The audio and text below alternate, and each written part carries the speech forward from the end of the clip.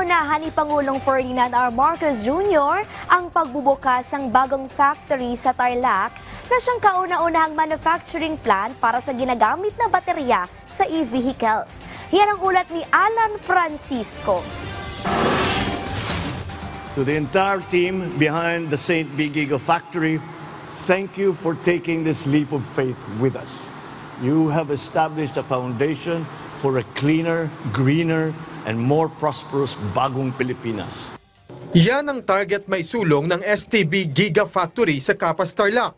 Nang pangunahan kanina ni Pangulong Ferdinand R. Marcos Jr. ang inaugurasyon nito.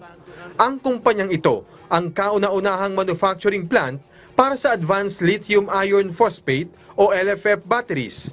Ginagamit ito sa paggawa ng renewable energy at electric vehicle industries na mayroong kabuang 7 billion pesos project cost. This inauguration of the St. B. Gigafactory is a remarkable example of what happens when our national agenda of promoting clean energy intersects with a solid commitment from the private sector. Your Excellency, Ambassador, you hit the nail on the head there. This is the best example that we can show, not only because we have finally brought it to fruition, but we brought it to fruition in what I consider to be record time.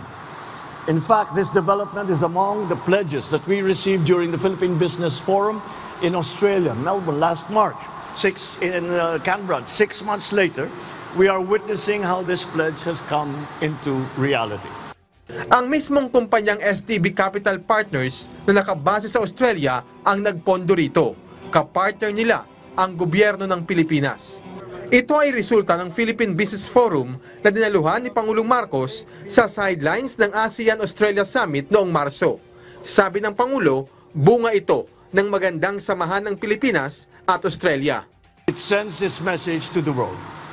The Philippines is now ready to innovate, to lead, to become the go-to destination for high-tech, high-impact investments. Ayon kay Pangulong Marcos, magbibigay ito ng inaasahang 5 billion pesos investment projection. Higit 2,000 Pilipino naman ang mabibigyan ito ng trabaho.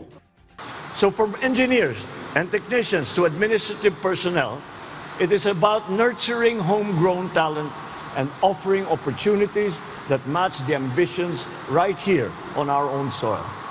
Umaasa ang Pangulo na sa paglulunsad ng pabrikang ito ay mahihikayat ang iba pang investor na pumasok at magtayo rin ng renewable energy investments sa Pilipinas. Inaasahang magsisimula ang commercial operations ng pabrika sa susunod na buwan.